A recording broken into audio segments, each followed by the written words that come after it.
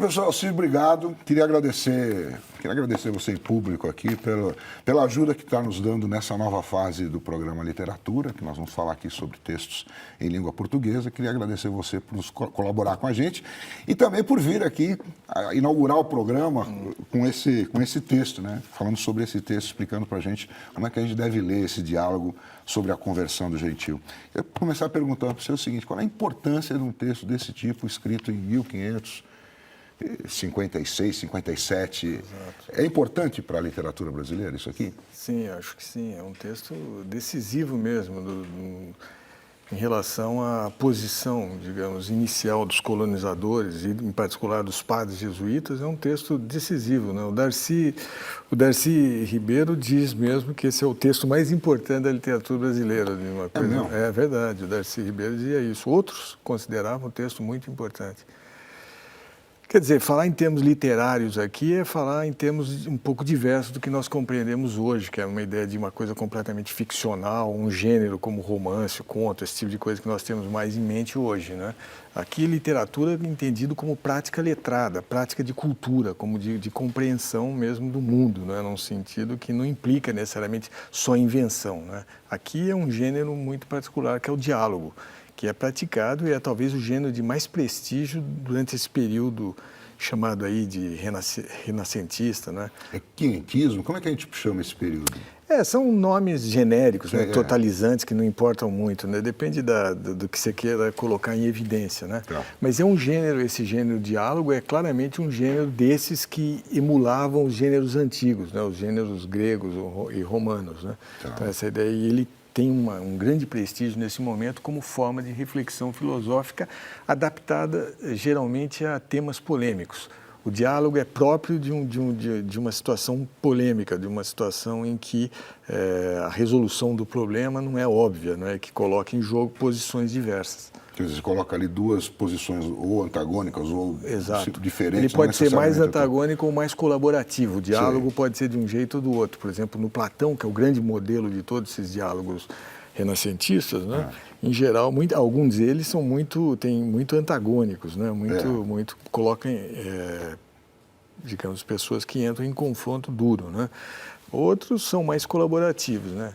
Quer dizer, as divergências não são tão grandes, mas aí se busca um caminho central, sei lá. Exato. Uma espécie de posição não necessariamente consensual, mas uma hipótese de resolução, né? Mas o que é importante no diálogo não é exatamente o final, o consenso, o desfecho final, né? Mas é também o próprio processo em que as coisas se ajustam dentro de uma perspectiva mais ampla do que aquela que cada uma das personagens domina. Tá. E esse diálogo aqui, ele fala muito sobre a nossa história, né? Sobre o início do Brasil, quando os portugueses eram recém-chegados, né? Sim, não dá para dizer que é o primeiro texto, mas, enfim, é um texto, sei lá, lá daquele tempo que estavam acabando de chegar, dos primeiros textos, né? Qual a importância histórica dele? O que a gente depreende dele em termos históricos? Em termos históricos, ele tem uma importância absolutamente decisiva, porque ele estabelece a rigor. Se fosse para falar de uma única vez, eu diria: esse texto é o texto mais decisivo no sentido de estabelecimento do método de relação dos indígenas estabelecido pelos jesuítas. Quer dizer, a partir daí até o século XVIII, digamos, XVII, o modelo, de certa forma, que os jesuítas adotam está estabelecido aqui, perfeitamente claro. Estabelecido pelo Manuel da Nóbrega. Pelo Manuel da Nóbrega. Eu diria que, por exemplo, o Vieira, lá no século XVII, que tem muito mais repercussão do que o Nóbrega, ainda segue esse modelo de conversão e de estabelecimento. Ele escreveu o que os jesuítas tinham que fazer. Sim, e eles fizeram. Exato, fizeram. Não, ele foi o orientador básico. Esse texto determina, né, claro, junto com as cartas e tudo aquilo que faz parte da orientação jesuíta, mas aqui já está estabelecido o modo, digamos, de se estabelecer o contato com os indígenas e a forma de relacionamento com os moradores, com o governo e com, enfim, todo o processo de colonização compreendido por ele. É um texto que a gente quer dizer, não se estuda muito esse texto, né? É verdade. Não é um texto... Como é que a gente deve ler isso aqui? Primeiro, eu queria dizer o seguinte: eu não encontrei, não há uma edição, vamos dizer, moderna, nova, recente desse diálogo. Mas você encontra ele na internet, em vários sites, enfim, texto completo. escrito naquele português com o qual se comunicava no século XVI. Sim, certo. Dá uma certa dificuldade para ler, mas depois que você acostuma, você acaba indo em frente. Como é que é? Tem alguma explicação esse português? Parece que ele era baseado na forma de falar, não é isso? Como é que... Explica um pouco sobre esse texto. O português do século XVI não tem uma normativa, não tinha uma gramática. Regra, uma gramática, quer dizer, ele justamente nesse período, justamente do século XVI, esse período dito quinhentista ou renascentista, que em Portugal começam o esforço de construção das primeiras gramáticas, ou seja, de sistematização do português, tal como depois vão se tornar estabelecido pela norma culta e tudo mais. Nesse momento não há, então a escrita admite muitas variações. São formas, digamos... Não tem erro, não tem uma coisa que você pode falar assim, está errado. Não, ele existe mesmo dentro de uma prática, vamos dizer assim, de tentativa de transcrição das formas orais ou a partir dos documentos escritos, mas não há uma normativa absolutamente estabelecida em que se diga isso está errado, isso não. Existem variações dentro do mesmo texto. Bacana. De uma palavra, ele escreve uma palavra de diversas maneiras. Sim. Porque tem também a entonação, o jeito que uma pessoa fala, tem essa ligação com a fala, não é isso? Sim, tem. Com quer dizer, como é que fala? A forma de ênfase. Isso. A própria forma de estabelecimento dos parágrafos, com o uso das vírgulas, tem muito a ver com uma espécie de entonação ou com um tipo de ênfase retórica, vamos dizer assim, que não corresponde necessariamente a nenhuma regra propriamente escrita. Tá. Tem um texto que é mais estudado, que é a Carta do Pervaz de Caminha, que ela é muito elogiada pelos parágrafos, da forma como ele coloca os parágrafos, as vírgulas. Tá. Esse texto também é assim, é bem escrito, eu diria que ele é um bom trabalho, vamos dizer assim. Sim, não, eu acho que é um texto excepcional. Eu diria que é um texto que tem digamos, um esforço de construção, né, dentro de um modelo, digamos, do século XVI, é um texto estabelecido de grande valor, de grande interesse, não só, digamos, para o Brasil, ou mesmo para a língua portuguesa. É um diálogo de enorme interesse. Então, explica para a gente como é que a gente tem que estudar isso aqui, professor. Bom, nós podíamos pensar em analisar de várias maneiras, né? Uma primeira forma é pensar nele como uma forma do diálogo, do gênero que nós já conversamos, né? Ver quando um diálogo se coloca, que é exatamente essa em que existe uma situação de dúvida, de polêmica, em que se colocam posições diversas em jogo, vamos dizer assim. Isso é o primeiro ponto, né? Então, portanto, a escolha dele já suscita uma questão em que digamos, uma espécie de lugar problemático na colonização e na inserção dos jesuítas dentro dela. Quer dizer, ele tematiza um problema. Isso é uma coisa bem interessante, né? E no caso desse texto, a grande questão é saber, por exemplo, qual é o método adequado de conversão e se a conversão é possível. Porque o grande dilema que vai aparecer na conversa entre os dois personagens, os dois irmãos leigos, né? Então, fala deles um pouquinho. Esses irmãos leigos, o diálogo geralmente tem uma cena, né? Ali é uma cena dentro aparentemente da ferraria, né? Do lugar onde está o ferreiro, que é uma das personagens, que é o Mateus Nogueira. Mateus Nogueira, você está vendo que começa com M e Mateus Nogueira é MN, ou seja, as mesmas iniciais do Nóbrega, né? E o outro que é Gonçalo Alves ou Álvares, né? que é um língua, ou seja, um intérprete. Os jesuítas levavam consigo, né, esses línguas que conheciam muito bem a língua. Em geral, eram descendentes de portugueses que já estavam no Brasil, já dominavam bem a língua dos índios, né, e que serviam justamente de intérpretes. Eram chamados de irmãos leigos, tanto o ferreiro, que eram, digamos, aceitos pela companhia no Brasil, e tinham esse lugar de práticos, vamos chamar de práticos. Muitas vezes se diz que o Gonçalo Álvares era um teólogo, era um padre, ou era um...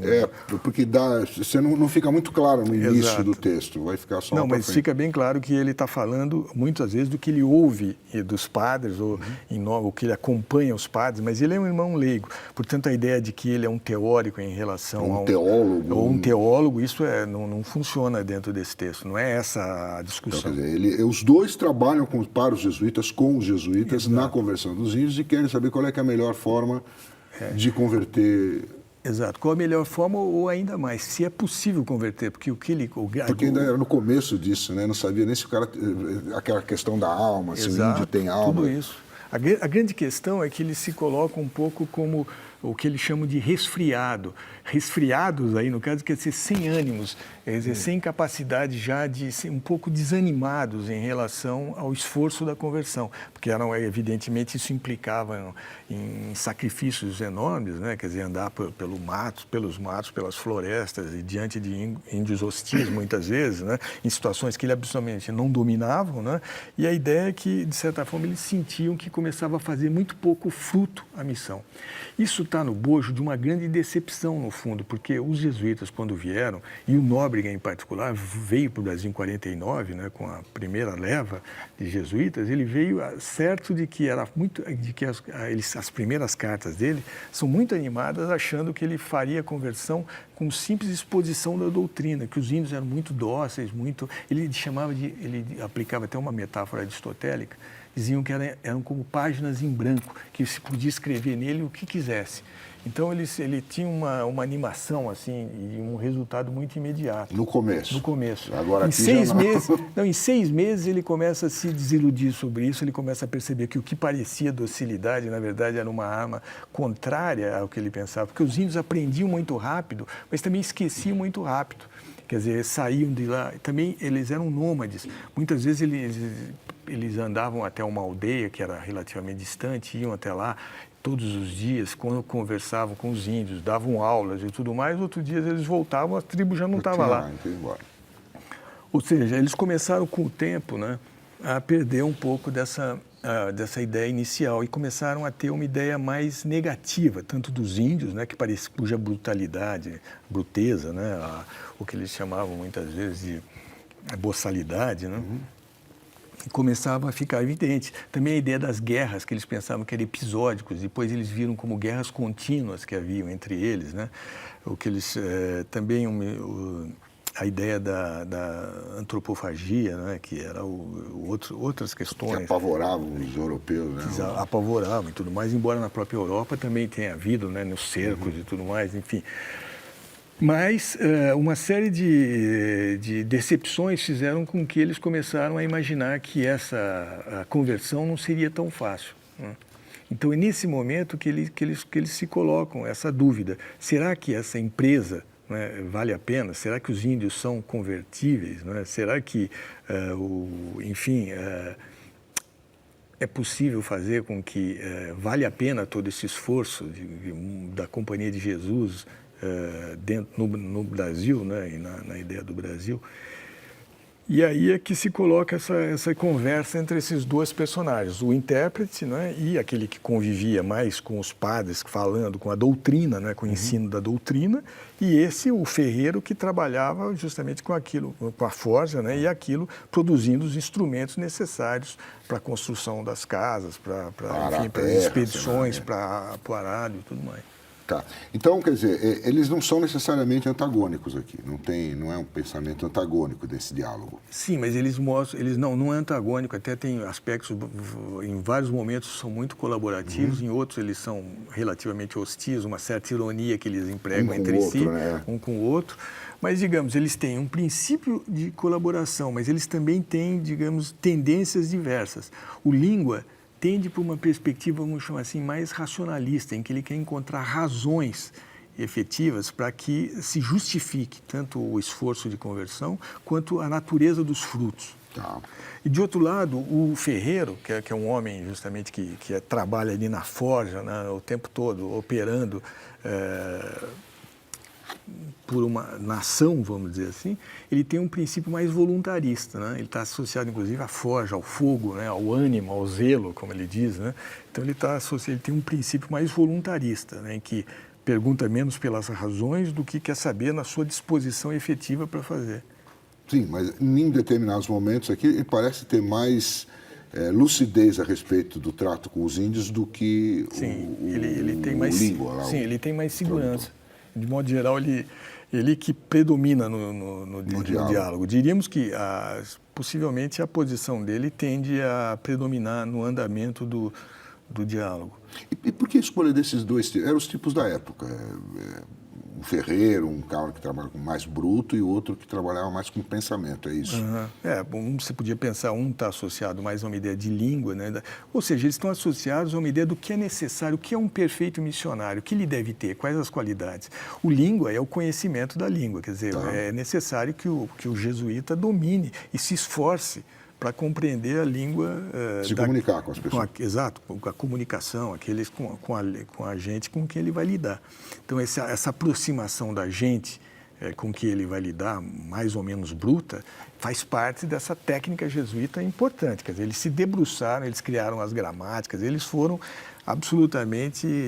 fizeram gramáticas da língua tupi. Exato, eles se esforçaram. E, de outro lado, você tem aquele que age o tempo todo e que justamente forja, digamos, com as mãos, os instrumentos necessários à ação ali dentro, eficaz. Né?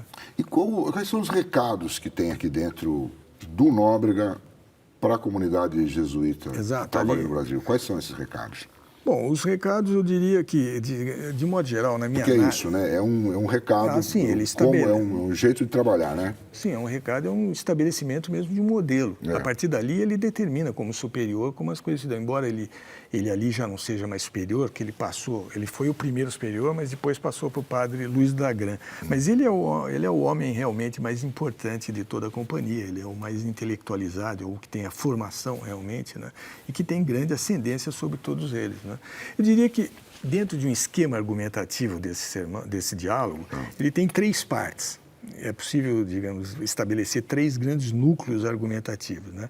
O primeiro, em que ele pergunta como fazer para tentar esquentar essa missão, vamos dizer assim, né? Dentro desse espírito desanimado, ele discute a natureza do índio, vamos dizer assim. A natureza do índio é o primeiro ponto. O segundo ponto, ele estabelece o que seria, vamos dizer assim, o método adequado da conversão, o método mais ajustado a essa natureza. Primeiro você discute a natureza, depois qual o método que é mais eficaz em relação a ela. Porque a natureza, assim, é tipo, tem alma, não tem alma, é bruto, não é bruto, é possível conversar, não é possível, é isso. É isso, a natureza. E o método da conversão se eles convertem ele como se convertem os japoneses, enfim... Basicamente, exato. Tem dois métodos, pelo menos, que estão aqui em jogo. Um método que eles chamavam por amor, que é um método, basicamente um método em que se ensina a doutrina, expõe o catecismo, os manuais da religião católica, digamos assim. E um outro método, que é justamente esse que ele vai se decidir aqui dentro, que é o que ele chama de o método da sojeigação, ou o método da sujeição, que é um método de uma sujeição política, que nós podíamos chamar de conversão pela política, né? O Nóbrega vai, finalmente, aqui, chegar à conclusão que é mais importante que o índio seja integrado ao corpo, digamos, do Estado, portanto, como um súdito, ele seja sujeitado, digamos, ao Estado português, né? E uma vez sujeito, ele se torna, então, aí se estabelecem as formas do aprendizado, do ensino propriamente catequético. Ou seja, ele pensa no método adequado, estabelecido como uma aliança entre as práticas temporais de subjugação, né, de subjugação... Tipo dominação, sei lá. Sim, de dominação política, no sentido, quer dizer, ele passa a fazer parte do Estado político, né, necessariamente, e, portanto, sujeito a todas as leis do reino. Ele pode ser punido, digamos, criminalmente pelas ações que ele faça contra as leis do reino, e, ao mesmo tempo, ele é inserido, vamos dizer, ao ser inserido nesse corpo político, ele passa a ser também ensinado na religião, né? Esse ensino na religião é um ponto decisivo, porque os moradores estavam muito mais preocupados, digamos, os moradores em geral, em estabelecer um princípio simplesmente de subserviência de trabalho, quer dizer, um processo de escravização mais ou menos simples. E os jesuítas tentam estabelecer, vamos dizer assim, uma espécie de uma recusa da escravização e uma incorporação do indígena como súdito, né? Mas, ao mesmo tempo, com todas as obrigações de súdito e também com a necessidade de aprendizado da religião. Tá, Esse é o método, vamos dizer assim, um método que você podia chamar também por medo, se você quiser dizer. A questão é por amor ou por medo? O que faz mais fruto? Pela dor, né? O que faz mais fruto? Né? Esse é um diálogo em que, basicamente, o Nóbrega acha que, muitas vezes, o medo pode fazer melhor efeito. Né? E ele cita aqui as teses da igreja sobre caridade, não é isso? Sobre que esse método, enfim, pode não dar certo, porque o camarada pode concordar com você e, ao mesmo tempo, não está convertido, né? Ele, tá bom. Sim, isso que você está dizendo, que ele pode conversar, concordar e não estar convertido, é talvez na questão dos maus hábitos dos índios, é o pior para eles todos. O Nóbrega vai estabelecer isso vai ser repetido por todos os jesuítas, o Vieira ainda vai falar disso, que é basicamente isso. Eles achavam, essa ideia de que o índio facilmente era dócil, facilmente aprendia, participava com alegria da confissão, dos coros, da missa, tudo isso, e que depois isso se esvaziava, porque rapidamente ele esquecia ou tomava outras atitudes diversas, né? Ele vai falar isso ele vai dizer, vai chamar de inconstância. Os índios são inconstantes. Isso, né? Perfeito. Ou seja, a credulidade, quando ela é excessiva, leva a uma ausência de credulidade, de absoluta incredulidade. Isso que ele está chamando de inconstância. Quer dizer, quando você acredita muito facilmente, você não tem uma fricção exatamente no aprendizado, você nunca de fato chega a crer naquilo. Facilmente você perde também aquilo. Né? Então, basicamente, ele vai considerar o pior de todos os males, digamos, do índio, essa inconstância, essa credulidade excessiva que leva a nenhuma credulidade. Sim. Que mais? E há um terceiro ponto daqui, não é? Que é o estabelecimento definitivo da humanidade do índio. Que esse é um texto que de acordo com também aquilo que os teólogos da Igreja, né, católica determinaram, o índio foi definitivamente considerado homem, não é? Sim, quer dizer, ser com alma. Um ser com alma, que era uma coisa que nesse momento era muito discutível, né? Havia grandes debates, né? Quer dizer, sobretudo digamos, aqueles ligados mais às empresas de conquistas, né? Tanto em Portugal, mas muito mais na Espanha, quer dizer, os teólogos em torno dos reis eram contrários à ideia de que o índio tivesse alma, né? A ideia era um pouco assim, a ideia de que eles podiam eram como animais, né? Que deveriam ser amestrados ali em função em função dos usos instrumentais que eles pudessem ter. No caso da igreja, a igreja tendeu, depois de muito debate no interior dela mesma, a ter essa posição que finalmente se estabelece em bula pelo Papa, de que os índios são partes da humanidade, né? Eles vão usar exatamente um termo do Agostinho, né? A humanidade é uma, e incluem os índios dentro disso. Isso depois de 10 anos que eles estavam aqui, né? Sim. Esse texto Esse texto aqui, e aqui ele define mesmo, ele discute longamente como os índios têm humanidade. Para usar isso, ele usa basicamente vários argumentos de ordem, tanto argumentos bíblicos, da teologia bíblica, né? Por exemplo, de que eles têm a mesma imagem e semelhança de Deus do que todos os outros, né? Mas um argumento definitivo que é muito repetido, né? É que ele usa a partir da noção de Agostinho, né? Que diz que alguém tem alma, né? Quando ela tem as 3 propriedades que são entendimento, vontade e memória. E ele mostra, pela prática que eles têm com os índios, que é fácil para qualquer jesuíta, seria impossível negar que eles têm essas 3 coisas. Eles conseguem compreender perfeitamente o que eles dizem, mostram, às vezes, muito espírito e humor, digamos, nas coisas. Eles têm memória, eles falam das coisas aqui que se passaram, e têm também vontade, eles marcam muito o que querem, o que não querem. Quer dizer, é evidente para quem tem uma prática com eles que eles têm todos esses elementos determinados da humanidade. Então, esse é o cerne desse diálogo, esse é o cerne dessa questão. Exato, e nesse caso, estabelecida a humanidade, enquanto parte da humanidade, ele tem que ser, a partir daí, isso suscita uma série de outras medidas. As medidas são a incorporação ao Estado, né? Portanto, como súdito, eles têm direito a isso. Claro que é uma incorporação proporcional, não se trata de democracia aqui, nós estamos muito longe disso. Né? Não se trata de fazer, muitas vezes se lê como se fossem os jesuítas fossem protetores dos índios de uma forma como se fossem um sentido de defesa de minoria. Não é nada disso, né? Nós estamos muito longe desse momento. Quer dizer, a ideia é que só há salvação através da igreja, a hierarquia é absolutamente nítida, o corpo hierárquico do reino é perfeitamente estabelecido, os índios entram nessa base, digamos assim, dos pés ali da república, né, da res pública, como se dizia. Portanto, eles têm, vamos dizer assim, uma incorporação proporcional àquilo que é devido. Não se trata de nenhuma... E a conversão se daria a partir daí? A partir daí, sim, desse lugar de sujeito. De sujeito. Sujeito, quer dizer, sujeito às leis do Estado. E, portanto, também com os seus direitos, por exemplo, de aprendizado da verdadeira doutrina, que seria a da Igreja Católica, né, numa perspectiva jesuíta. Na perspectiva jesuíta. Bacana, o texto é ótimo. Pessoal, eu queria ir encaminhando para o final, eu acho que a gente precisaria falar um pouquinho do Nóbrega. Quer dizer, ele não era qualquer jesuíta, ele era um jesuíta, foi um jesuíta importante, digamos, de primeira hora, assim, não é isso? Dessa linha criada pelo Inácio de Loyola, é isso? Uhum.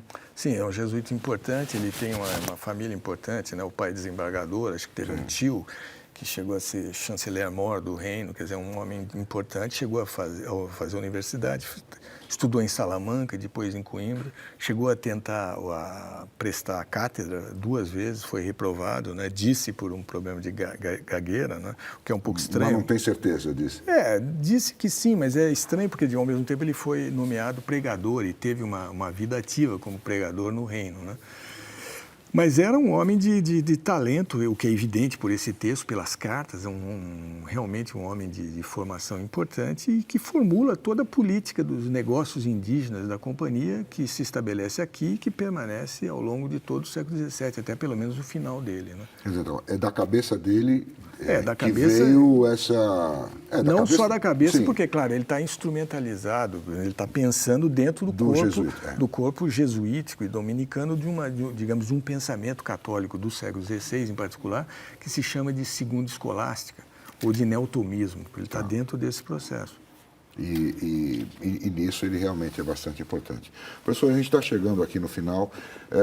Então, assim, eu acho que a gente conclui aqui que isso é um texto que a gente tem que ler. Apesar de ninguém dar muita bola para ele, a gente tem que ler para compreender como é que os portugueses chegaram aqui, como é que os jesuítas trabalharam com os índios. De todos os pontos de vista tem que dar atenção. Do ponto de vista histórico, porque isso é um texto decisivo no estabelecimento das práticas jesuíticas no Brasil. É importante do ponto de vista literário, porque como gênero do diálogo, como eu mostrei, ele tem um tipo de estruturação exemplar, como eu disse aqui, em 3 partes, em que os oponentes se distribuem ali dentro até, digamos, a resolução final, né, com a sua disposição nova, né, de conversão, né? É importante para a compreensão da situação da Companhia de Jesus, porque aqui há todas as correntes que estão dentro dela, né, o que aparecem também aparecem, enfim, é um texto decisivo mesmo, eu diria. Mas eu acho que, afora essa dificuldade que você mencionou no início, né, de compreensão do português de época, né, ele tem mesmo, é muito prazeroso acompanhar como a argumentação vai se estabelecendo. É interessante isso. Realmente, no início você sente uma certa dificuldade, mas se ele é curto, é um texto curto, não é um texto muito longo. Não. Se você lê uma segunda vez, você vai, enfim, aprender melhor as coisas que estão dentro dele. Realmente esse é um tipo de texto que demanda notas, né? Em geral demanda notas ou demandaria pelo menos um esforço às vezes, né, por exemplo, na Inglaterra se faz muito o que eles chamam de tradução para o inglês contemporâneo. Isso. Eles pegam esses textos antigos e fazem atualizações do texto, né? O que, por um lado, torna mais claro, mas, por outro lado, perde um pouco daquela graça, enfim, a graça da época. Exato, a marca histórica. Né? Exatamente. Professor, obrigado, mais uma vez, obrigado por sua colaboração com a gente, obrigado por vir aqui nos ensinar um pouquinho sobre o Manuel da Nóbrega. Até a próxima.